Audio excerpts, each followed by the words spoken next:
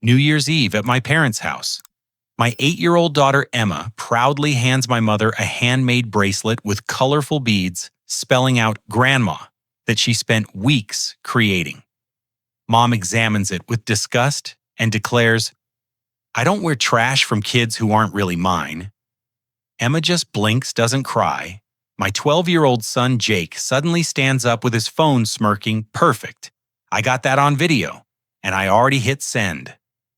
My parents' faces drain of color instantly. "Send to who?" Dad whispers. Jake grins wider. "Everyone." The silence in my parents' living room becomes suffocating. I watch my mother's expression shift from disgust to panic as the reality of Jake's words sinks in. Emma stands frozen, still holding the bracelet she spent 3 weeks carefully crafting during her after-school art program. The tiny rainbow beads catch the light from the Christmas tree, each one selected with the innocent hope that her grandmother would treasure this gift. "Jake, what exactly did you send?" I ask, though my heart already knows this situation just escalated beyond anything I could have imagined. My son holds up his phone with the confidence of someone who just checkmated his opponent. The family group chat, Dad. You know, the one with Aunt Lauren, Uncle Thomas, Cousin Sarah, Grandpa Joe, and about 15 other relatives. My father's face goes from pale to ashen. The whole family, every single person. Jake's voice carries a satisfaction that would normally concern me, but right now I feel a surge of pride. This kid just protected his sister in a way I should have done years ago. Mom springs into action, her voice shaking. "Give me that phone right now, young man. Delete it immediately." "Too late, Grandma," Jake says, emphasizing the word with deliberate sarcasm. "It's already got 12 responses. Want me to read them?" Before anyone can answer, his phone buzzes again, and again, and again. Emma finally moves carefully, placing the bracelet on the coffee table between us. She doesn't say a word, but I see something in her eyes that breaks my heart. It's not sadness or confusion. It's resignation. Like she expected this rejection and prepared herself for it. "Daniel, you need to control your children," my father says, his voice stern but lacking its usual authority. Control them.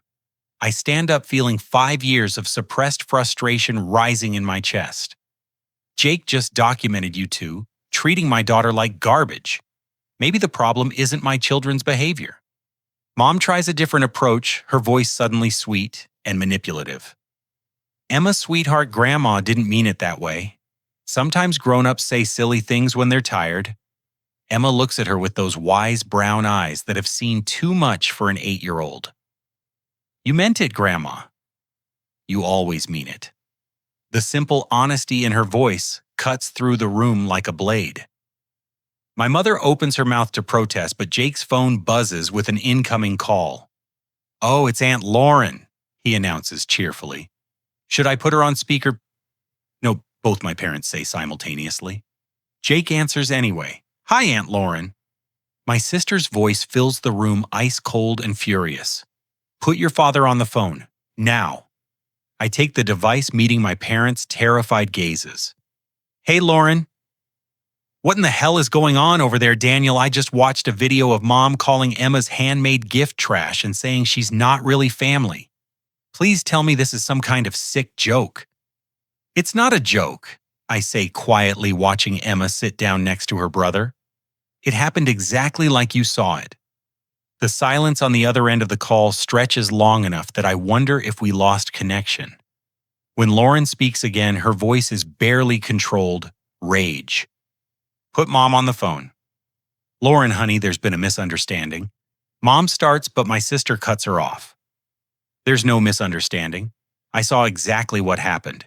Emma made you a beautiful bracelet calling you Grandma, and you called it trash from a kid who isn't really yours, in front of her face, on New Year's Eve."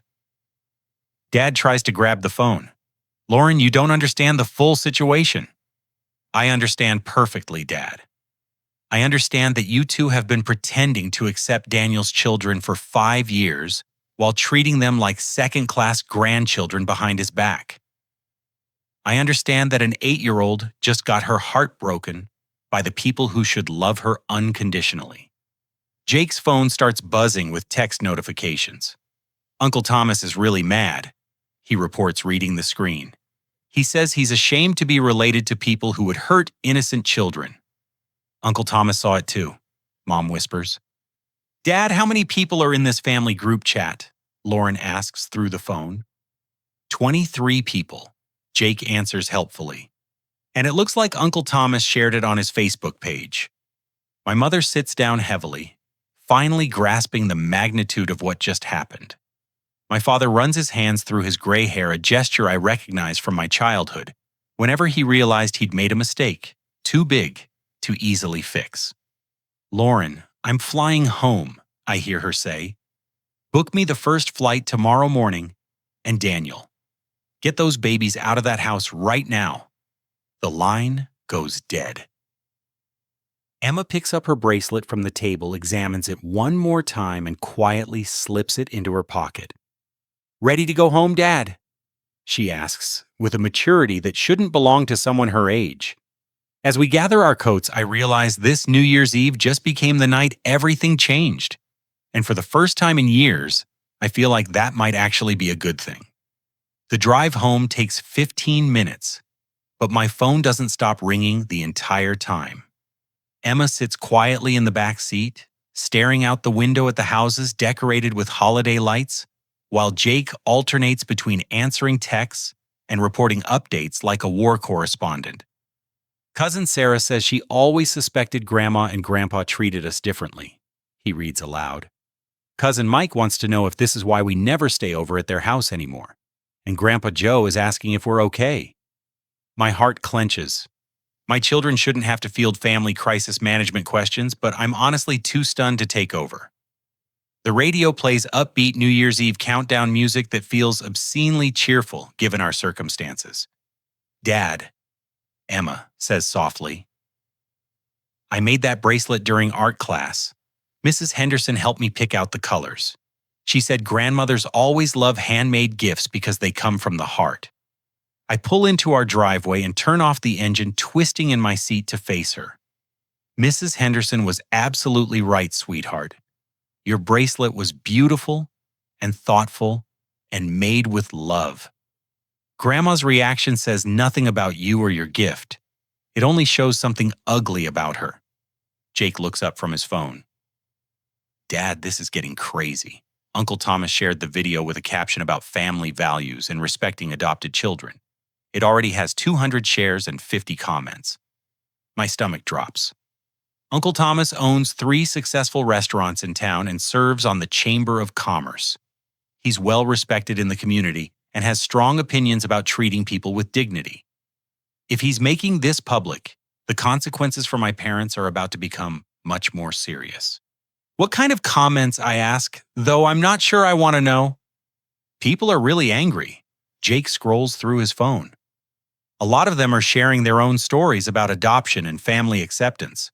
Mrs. Rodriguez from my school wrote something about how adopted children deal with enough challenges without family members making them feel unwanted.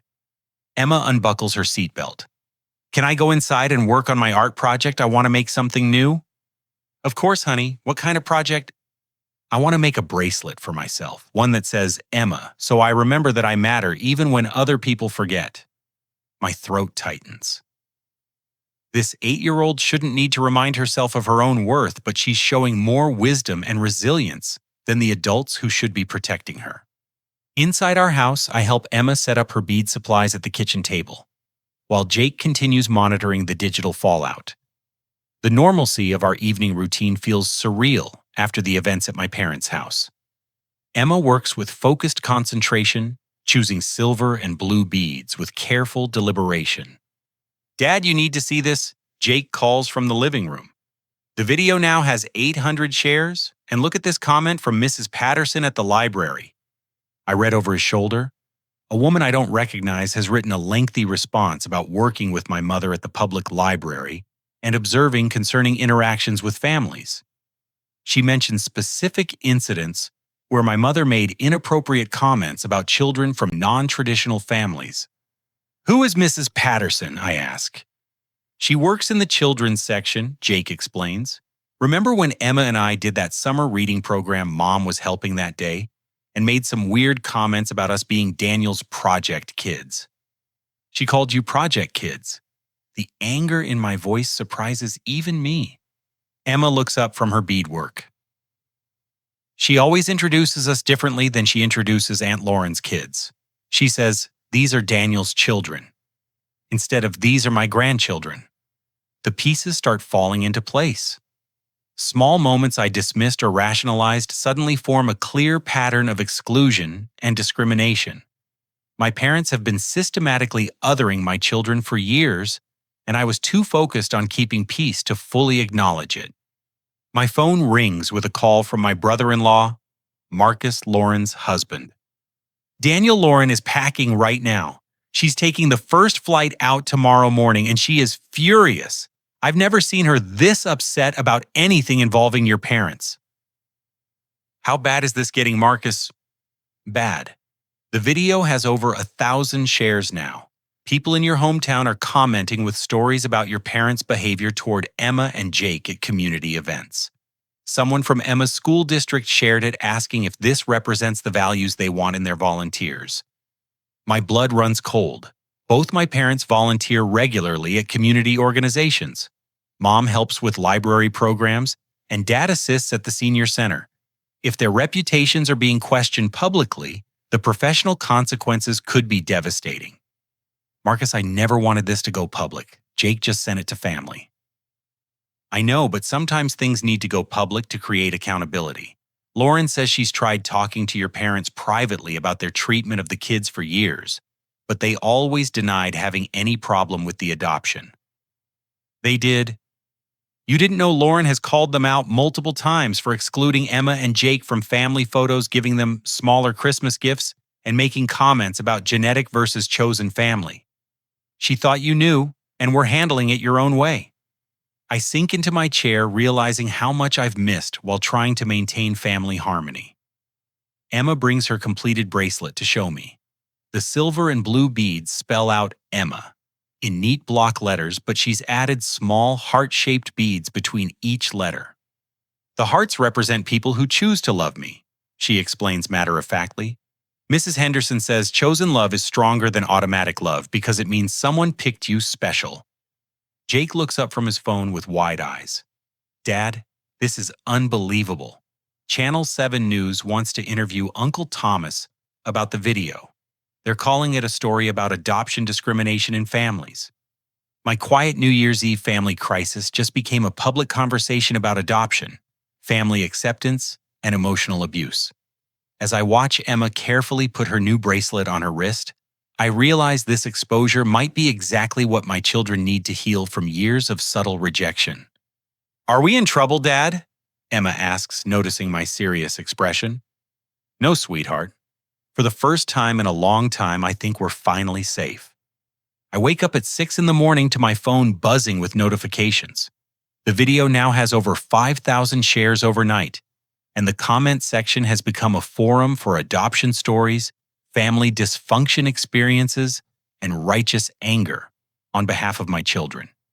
Jake is already awake, sitting at the kitchen table with his laptop open, and a serious expression that reminds me he's growing up faster than I realized. Dad, you need to read these comments. People are sharing stories about Grandma and Grandpa that go back years. I pour coffee and sit next to him, scanning through responses that paint a disturbing picture of my parents' behavior in public settings.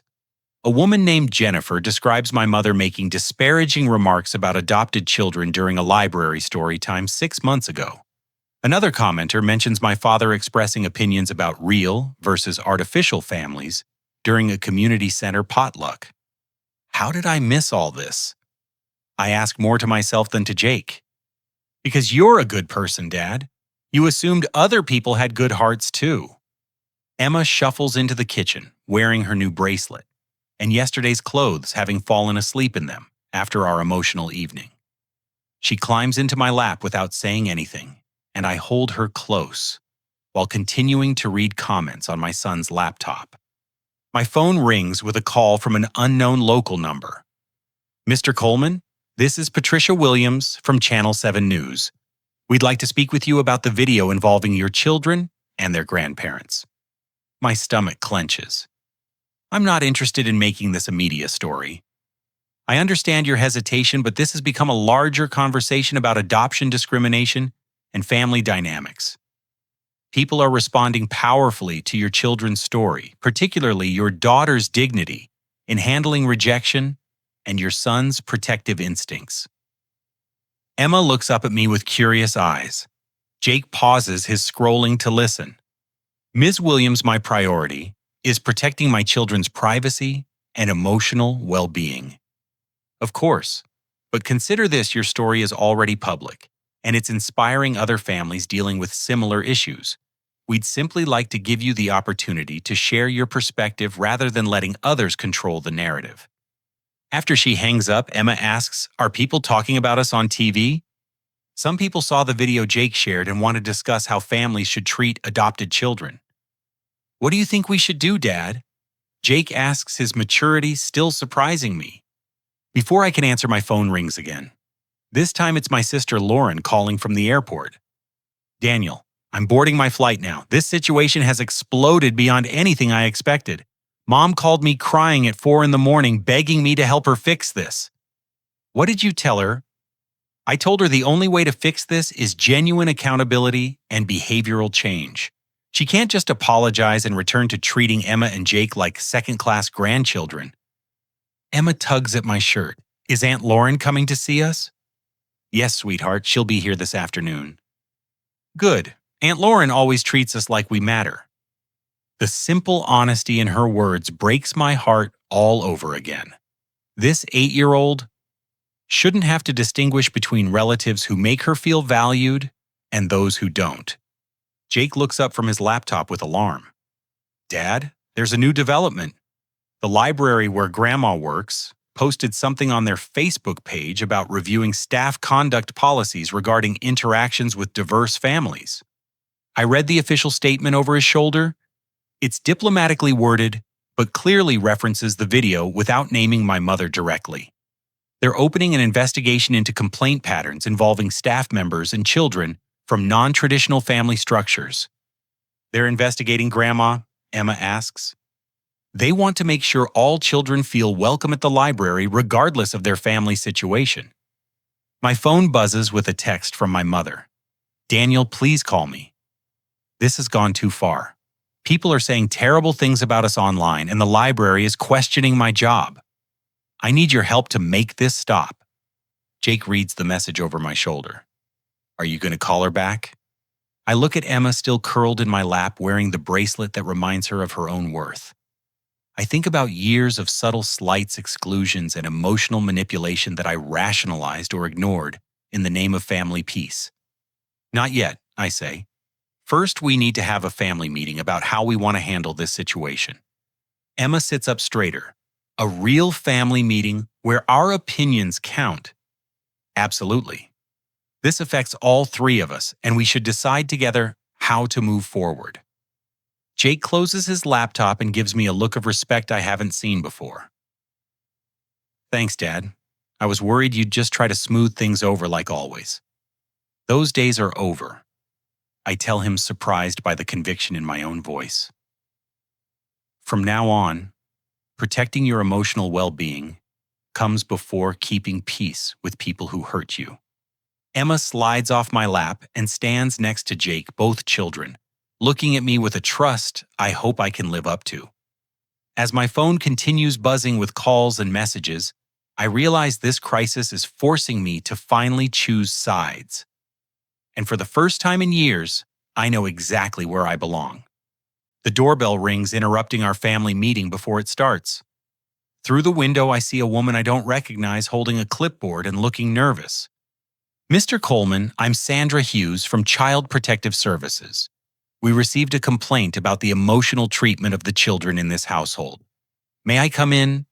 Emma and Jake exchange worried glances. My heart starts racing as I realize someone turned this private family crisis into an official child welfare investigation. "Who made the complaint?" I ask as I open the door.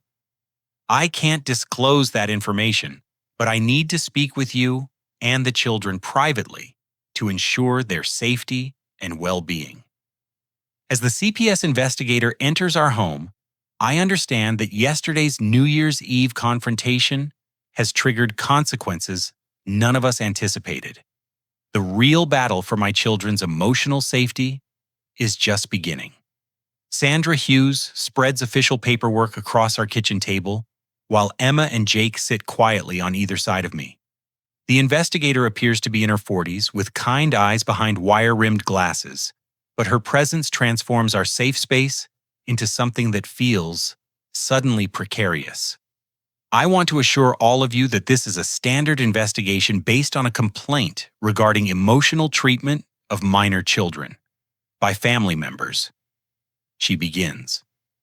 The complaint specifically mentioned verbal abuse and discrimination based on adoption status. Emma raises her small hand like she's in school. Are we in trouble? Not at all, sweetheart. I'm here to make sure you're safe and loved in your home. Can you tell me about living with your dad? Dad takes good care of us, Emma says simply. He makes us breakfast every morning and helps with homework and reads stories before bed. He comes to all my school programs even when he has to leave work early. Jake adds, Dad adopted us 5 years ago after our birth parents died. He didn't have to, but he wanted to. He says we chose each other. Ms. Hughes takes notes, asking gentle questions about our daily routines, school experiences, and emotional well-being. Both children answer honestly and thoughtfully, describing a stable, loving home environment that clearly meets all their needs. Now I need to ask about yesterday's incident with your grandparents. Can you tell me what happened from your perspectives? Emma's voice becomes smaller, but remains steady. I made Grandma a bracelet for New Year's because I wanted her to know I love her. She looked at it and said it was trash, from kids who aren't really hers. She said it in front of everyone at the family party. Jake's protective instincts kick in. I recorded it because I was tired of them treating Emma and me like we don't belong in the family. Dad always tries to keep peace, but they've been mean to us for years when he's not looking. What kind of mean behavior, Jake? They give us smaller Christmas presents than our cousins. They don't put us in family pictures. Grandma tells people we're Dad's project instead of calling us her grandchildren. She makes comments about how adopted kids have problems because of their backgrounds. Ms. Hughes turns to me. Were you aware of this pattern of treatment? Some of it, I admit. I noticed differences in gift giving and interactions, but I thought I was being oversensitive. My parents always denied any intentional discrimination when I brought up concerns. Dad tries to protect us, Emma adds loyally, but Grandma and Grandpa are sneaky. They act different when he's around.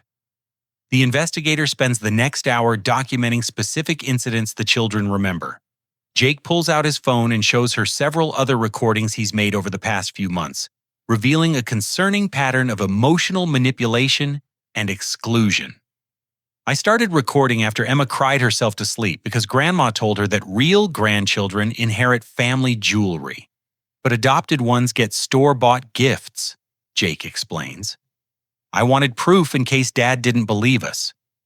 My heart breaks realizing my children felt they needed evidence to convince me of mistreatment I should have recognized, and stopped immediately.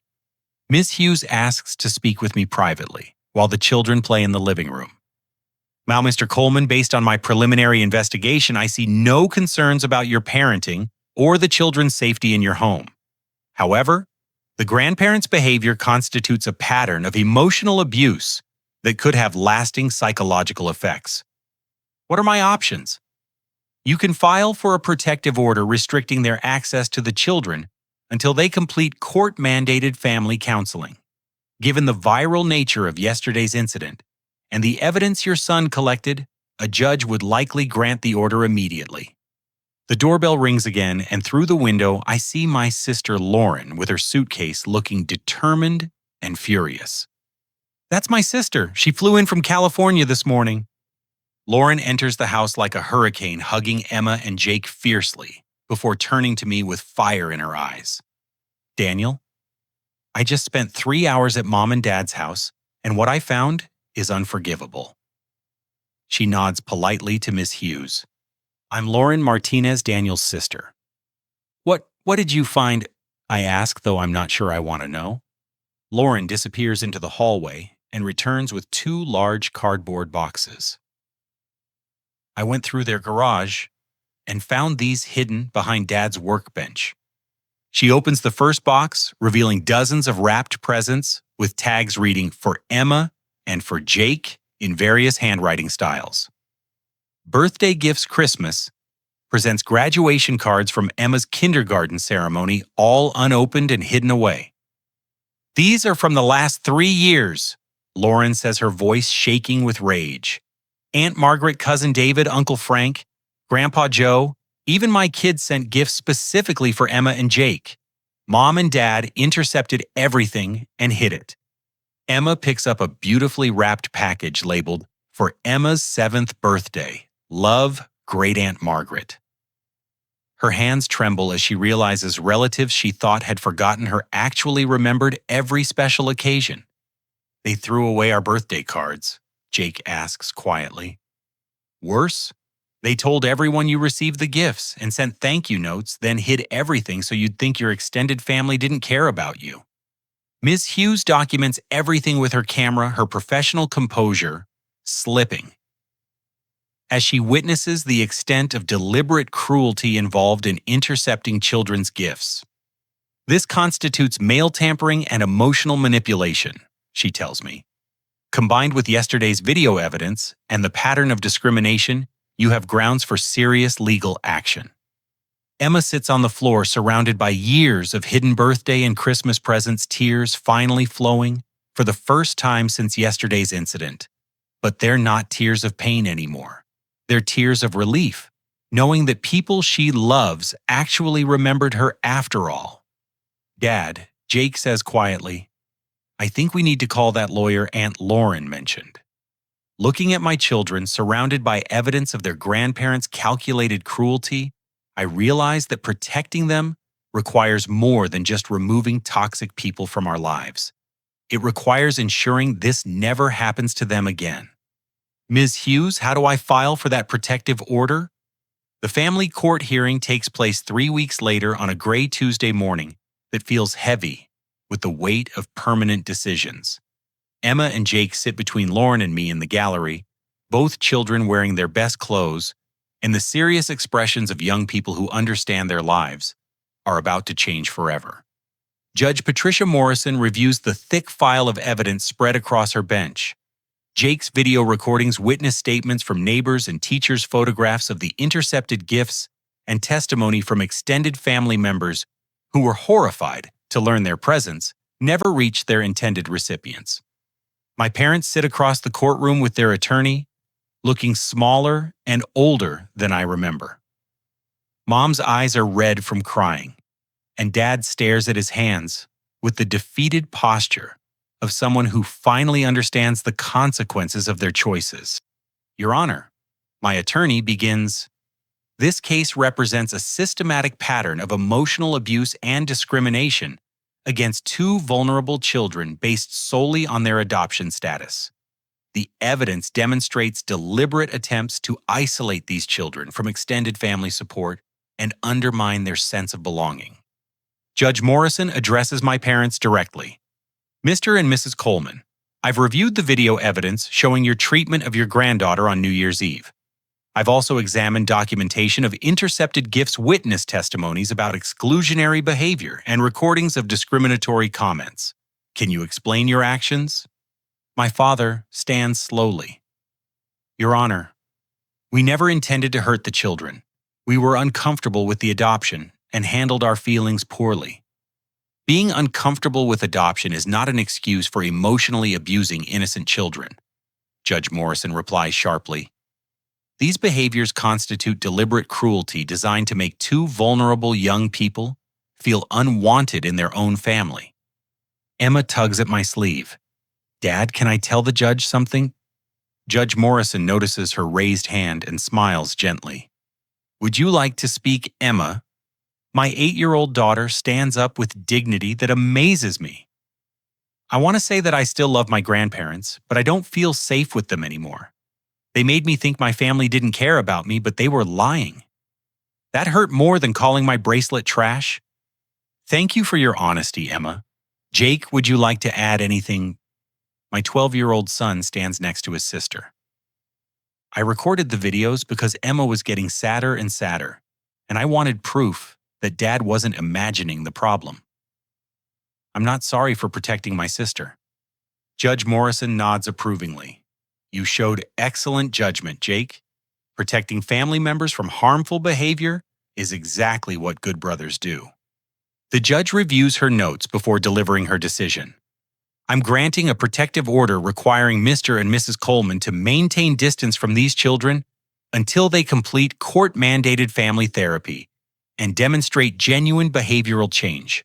Additionally, they will pay for professional counseling for Emma and Jake to address the emotional trauma caused by their discriminatory treatment. Mom starts crying loudly from across the courtroom. Please, Your Honor, they're our grandchildren. We love them. Mrs. Coleman, your actions demonstrate the opposite of love. Love doesn't involve calling a child's handmade gift trash. Love doesn't involve hiding birthday presents to make children feel forgotten by their family. Love doesn't involve telling an 8-year-old, she's not really family. Judge Morrison's voice becomes gentler as she addresses my children. Emma and Jake, you deserve to grow up surrounded by people who celebrate you, not people who make you question your worth. This protective order ensures you have time to heal in a safe environment. As we leave the courthouse, Jake's phone buzzes with a message from his school principal. Dad, Mrs. Henderson wants to talk to you about something important. What about? She says the Children's Advocacy Center wants Emma and me to speak at their next adoption awareness event. They think our story could help other kids going through similar situations. Emma looks up at me hopefully. Could we do that, Dad? Could we help other kids? Before I can answer, my phone rings with a call from my insurance company's human resources director. Daniel, I know you've been dealing with family challenges recently. The company would like to offer you a promotion to our new family advocacy specialist position. Your experience navigating adoption issues while maintaining professional excellence makes you an ideal candidate. I look at my children who are listening intently to my side of the conversation. What would that involve? You'd develop support programs for employees facing adoption challenges, family discrimination, or custody issues. It's a leadership role that comes with a significant salary increase and the opportunity to make a real difference for other families. After hanging up, Lauren grabs my arm excitedly. Daniel, do you realize what's happening? This crisis is opening doors for you to become a professional advocate for families like yours. Emma and Jake exchange glances, and I can see them processing how their painful experience might be transformed into something that helps other children. Dad, Emma says thoughtfully, if we talk about our story, maybe other kids won't feel so alone when their families are mean to them. Jake nods enthusiastically, and maybe parents will learn to recognize emotional abuse before it goes on for years. That afternoon, we stop at the craft store to buy supplies for Emma's new project making bracelets for children in foster care and adoption support groups. As she carefully selects beads in every color imaginable, I watch my daughter transform her pain into purpose. What word are you going to spell this time? I ask. Chosen, she replies confidently, because everyone deserves to feel chosen by someone who loves them. Standing in that craft store aisle watching my children plan ways to help other vulnerable kids, I realize that sometimes the worst thing that happens to a family can become the catalyst for the best thing. My parents' cruelty exposed their true character, but it also revealed my children's remarkable resilience and my own capacity for fierce protection. The protective order isn't just about keeping harmful people away from Emma and Jake. It's about creating space for our family to heal, grow, and discover our purpose in helping others facing similar struggles. As we drive home, Jake reads updates from the family group chat where relatives continue expressing support for our decision and sharing their own stories about standing up to family dysfunction. Dad, he says, I think we're going to be okay. Looking at my children in the rearview mirror, both wearing handmade bracelets that remind them of their worth, I know he's absolutely right. 6 months after the court hearing, our lives have transformed in ways I never could have imagined during that painful New Year's Eve confrontation. The dining room table that once hosted awkward family gatherings now serves as headquarters for Emma's bracelet making operation and Jake's technology project supporting adoptive families. Emma has created over 200 bracelets for children in the regional foster care system, each one personalized, with names encouraging words or symbols of hope. Her bedroom walls display thank you letters from kids across 3 states who received her handmade gifts during some of their darkest moments. "Dad, look at this letter," she says, bringing me correspondence from a 10-year-old girl in Tennessee. Maya says my bracelet helped her remember she matters, even when her foster family made her feel invisible. Jake has channeled his protective instincts and technical skills into creating a social media platform connecting adoptive families dealing with discrimination. His website features resources, support groups, and a private forum where children can share experiences without judgment. "We now have over 500 members," he reports proudly, "and 3 families have used our legal resources section to file protective orders against relatives who were emotionally abusing their adopted kids." My new position as family advocacy specialist has exceeded every expectation. The insurance company's progressive approach to supporting employees facing family challenges has attracted national attention, and I've been invited to speak at conferences about workplace policies that recognize diverse family structures. This morning, I'm preparing for a television interview with Channel 7 about adoption discrimination awareness. The same news station that initially contacted me during our crisis now wants to feature our family's journey from trauma to advocacy. "Are you nervous, Dad?" Emma asks, helping me straighten my tie. "A little, but I'm mostly proud. We're using our painful experience to help other families avoid similar situations." Lauren, who relocated permanently to our town after the court hearing, arrives with coffee and moral support. Her decision to move closer has strengthened our family bonds and provided Emma and Jake with an aunt who consistently demonstrates unconditional love. "The producer called this morning," she tells me. "They want to include footage of Emma working on bracelets and Jake demonstrating his website. This story is going to reach thousands of families dealing with adoption challenges." My phone buzzes with updates from social media monitoring the ongoing impact of our story. The original video now has over 50,000 shares, but more importantly, it has sparked conversations about adoption bias in communities across the country. Look at this comment thread. Jake shows me his phone. "A grandmother in Oregon apologized to her adopted grandson after watching our video.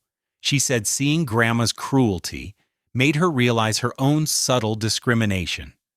Emma climbs into my lap with her latest bracelet creation. This one spells family in rainbow colors with small charm beads representing different types of families: traditional, blended, single-parent, adopted, foster, and chosen. "This is for the TV interview," she explains, "so people remember that families come in lots of different shapes and they're all real if they're built with love." The doorbell rings, and I'm surprised to see my parents standing on the front porch. They look older and more uncertain than I remember, holding a manila folder and wearing expressions of genuine remorse. Emma and Jake join me at the door, both children instinctively moving closer to my sides. "Daniel, my father," begins carefully, "we've completed the court-mandated counseling and wanted to share our progress with you and the children. Dr. Martinez helped us understand how our fears about adoption led us to behaviors that damaged innocent children." My mother adds, her voice shaky but sincere.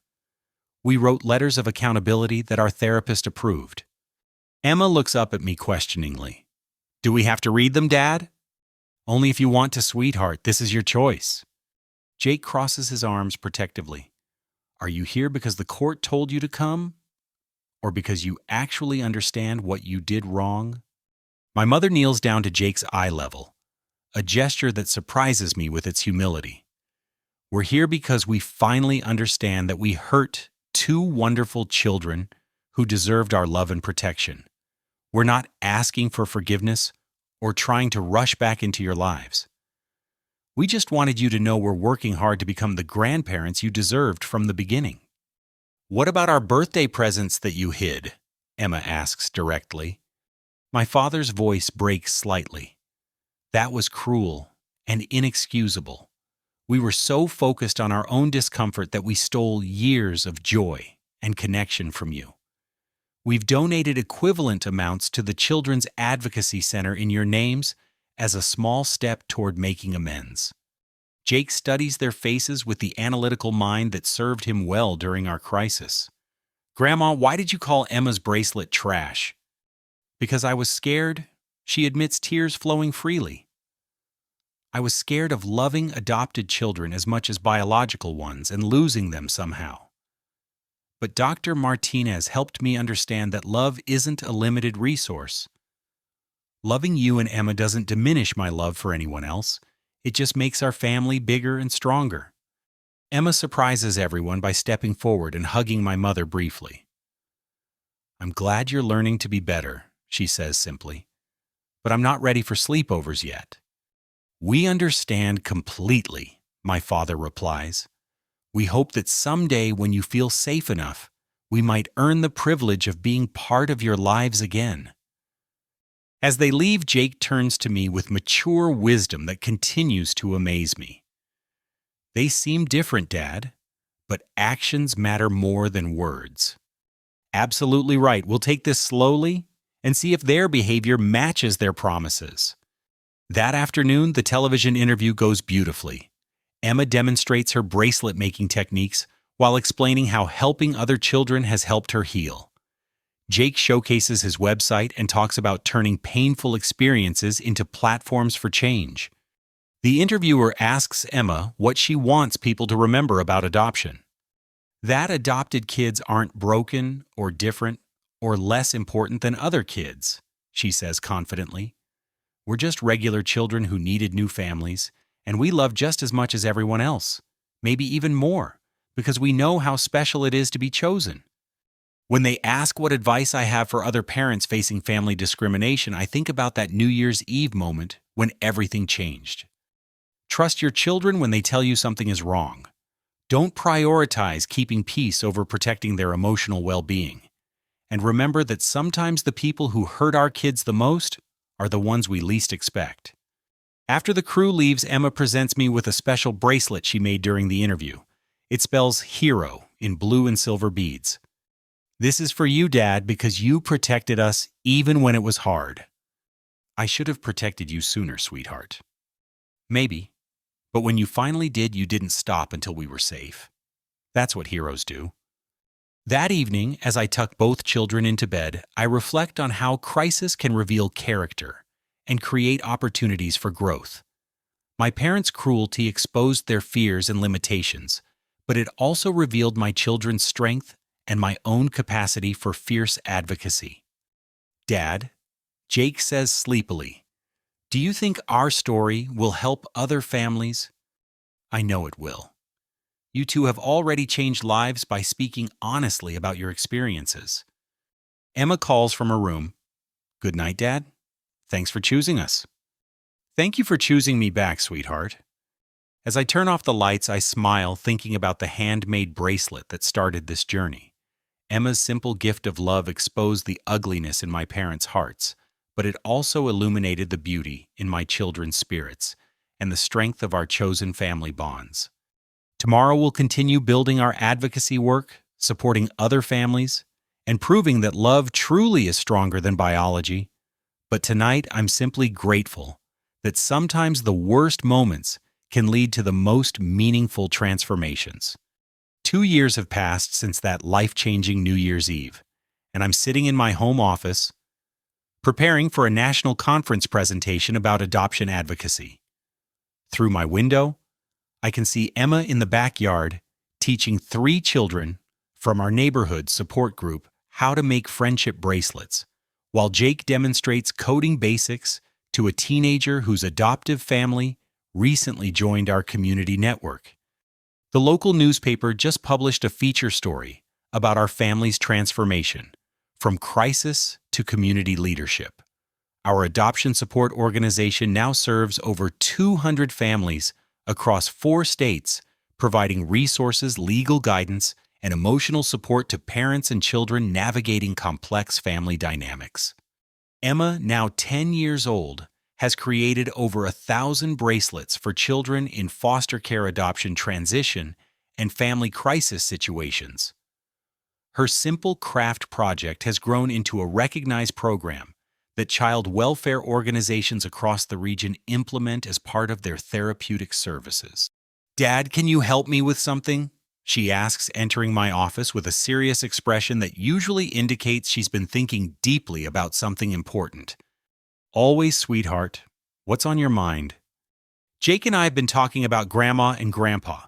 They've been doing really well in their counseling, and they sent us thoughtful birthday presents with letters explaining what each gift represents. "Do you think we're ready for a supervised visit?" Over the past 18 months, my parents have attended weekly therapy sessions, participated in adoption sensitivity training, and demonstrated consistent behavioral changes. Their letters to the children have evolved from defensive explanations to genuine accountability and emotional growth. "What does your heart tell you?" I ask. "That maybe people can really change if they work hard enough." Jake thinks so too. And Dr. Sarah says forgiveness doesn't mean forgetting what happened, but it might mean giving people chances to be better. Dr. Sarah Martinez has been our family therapist throughout this journey, helping us process trauma while building healthy boundaries and communication skills. Her guidance has been essential in helping Emma and Jake develop emotional intelligence beyond their years. If you want to try a supervised visit, we can start with something brief and public, like meeting at the park for an hour while Aunt Lauren and I are there. Jake appears in the doorway, having overheard our conversation. "I think we should do it, Dad, but I want to keep recording things just in case." "That's perfectly reasonable. Documentation helped protect you before, and it can provide security now." My phone buzzes with a call from the Children's Advocacy Center director. "Daniel, I have exciting news. The National Adoption Foundation wants to fund a documentary about your family's journey. They believe your story could change how adoption discrimination is addressed nationwide." "A documentary?" "They want to follow your daily lives, show Emma's bracelet program, feature Jake's technology platform, and document your advocacy work. But most importantly, they want to capture how your family rebuilt after experiencing discrimination." Emma and Jake listen intently as I discuss the details. The documentary would require several months of filming, but could reach millions of families dealing with similar challenges. "What do you think I ask them after hanging up. "Will it help more kids like Maya and the other children who get our bracelets?" Emma asks. "Absolutely." "Then we should do it," Jake decides. "Our story only matters if it helps other people." That afternoon, we meet my parents at Riverside Park for our first supervised visit in over 2 years. They arrive carrying a picnic basket and wearing expressions of nervous hope. Aunt Lauren sits on a nearby bench with a book providing oversight while respecting our family's process. Emma, Jake. My mother begins carefully, "Thank you for giving us this chance. We know it's a privilege we need to earn back gradually." Emma studies their faces with the perceptive wisdom she's developed through therapy and advocacy work. "Grandma, do you understand why your words about my bracelet hurt so much?" "Yes, sweetheart. Because you made it with love, and I rejected both the gift and you. I told you that you weren't really family when you are completely, absolutely 100% my granddaughter in every way that matters." "And do you understand why hiding our birthday presents was wrong?" Jake asks. My father nods solemnly. "We stole your connections with family members who loved you, and we made you believe you were forgotten when you were actually cherished. We prioritized our own comfort over your emotional well-being, which is the opposite of what grandparents should do." The conversation continues for an hour with my parents demonstrating genuine understanding of their past behavior and authentic commitment to change. Emma shares some of her bracelet stories, and Jake explains his technology projects. My parents listen attentively, asking thoughtful questions and expressing pride in their grandchildren's accomplishments. Grandma Emma says as we prepare to leave, "I made you a new bracelet." She pulls a carefully crafted piece from her pocket, spelling out "learning" in green and gold beads. This represents people who make mistakes but work hard to grow from them. Dr. Sarah says that's called courage. My mother accepts the bracelet with tears in her eyes. "This is the most meaningful gift I've ever received. I'll wear it every day to remember that love requires continuous learning." As we walk to our cars, Jake turns to me thoughtfully. "Dad, I think they really are different now. They seem to be making genuine progress. Maybe our story can have multiple good endings. One where we learn to protect ourselves, and another where everyone learned to love better." That evening, I receive an email from a mother in Oregon whose adopted daughter saw our television interview and found the courage to tell her teacher about discrimination from her grandparents. The school counselor used our story as a framework for addressing the situation, and the family is now in therapy, working toward resolution. Another message comes from a father in Texas whose adoption agency is using Emma's bracelet idea to help children transitioning between placements maintain connections with supportive adults. A third email arrives from a grandmother in Florida who recognized her own subtle biases after reading about our experience and enrolled herself in adoption education classes before her son's adoption process was complete. "Dad, look at this," Jake calls from his computer. "Our website analytics show visitors from 47 states and 12 countries. People everywhere are using our resources to address adoption discrimination." Emma joins us with her latest bracelet creation, this one spelling impact in silver and rainbow beads. And this represents how one person's courage can create changes that help lots of other people, she explains. Like how Jake's video helped our whole family, and then helped lots of other families too. As I tuck my children into bed, I reflect on the unexpected journey that began with a handmade bracelet and a grandmother's cruel words. That moment of crisis revealed the worst in my parents, but it also revealed the best in my children and unleashed a strength I didn't know I possessed. "Dad," Emma says sleepily, "do you think our birth parents would be proud of how we turned something sad into something helpful?" I know they would be. They would be amazed by your compassion, your resilience, and your dedication to helping other children feel valued. And they'd be proud of you, too, for protecting us, even when it was hard. Jake calls from his room. "Good night, Dad. Thanks for showing us that real families fight for each other. Thank you both for teaching me what courage looks like." As I turn off their lights, I think about the bracelet Emma made for herself that first night, spelling out her own name as a reminder that she matters. Tonight, she wears a different bracelet that says "Chosen Daughter," a gift from our support group celebrating the beauty of intentional family bonds. The documentary crew will begin filming next month, capturing our daily lives and advocacy work to share with families worldwide.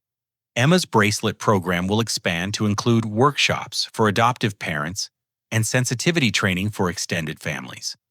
Jake's technology platform will launch a new feature connecting adopted young adults with mentorship opportunities. But beyond all the public impact and community recognition, the greatest victory is the quiet confidence in my children's voices as they say good night. They know they are loved, unconditionally valued, completely, and empowered to use their experiences to help others. Sometimes the worst thing that happens to a family becomes the catalyst for the best thing they ever accomplish. Our story began with rejection and discrimination, but it has become a testament to the power of protective love, the importance of standing up for vulnerable children, and the beautiful truth that chosen families can be every bit as strong as biological ones. What started with a grandmother calling a handmade bracelet trash from kids who aren't really mine has evolved into a movement proving that adopted children are precious gifts, worthy of celebration, protection, and unconditional love. Have you ever had to choose between keeping peace with toxic family members and protecting someone you love? I'd love to hear your thoughts in the comments below.